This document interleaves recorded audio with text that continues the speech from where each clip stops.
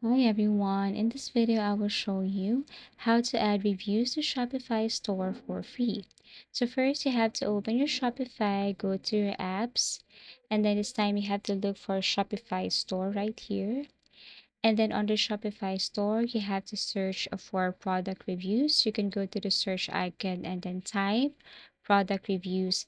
Then you will see tons of applications here that you can use for your Shopify store. So some applications here are for free and some applications are not.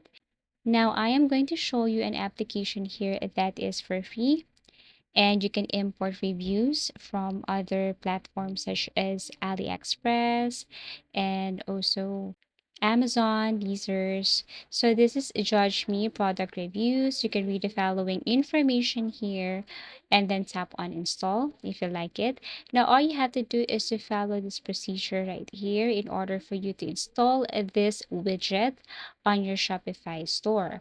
So it will take you to your Shopify store, and all you have to do is turn on this widget so that if you go to your Shopify store, you will see this widget, which is Judge Me like this. So you have to make sure that this one is turned on and you have saved this one. So just follow the instruction right here.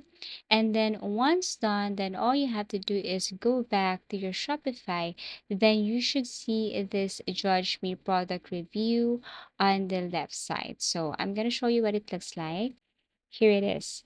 Now you can start adding reviews to Shopify store from other platforms and tools like what I mentioned earlier. You can import that from your device too if you have your reviews already. And then you can also import that from these applications and platforms right here. All you have to do is to tap and then import. Now, that's how you basically add reviews to Shopify store for free. Remember, there are tons of applications that you can use here in Shopify. Just go to Shopify store and look for product reviews application. And basically, this is how easy it is to import or add reviews to Shopify store for free. Thank you for watching and see you again in our next video tutorials.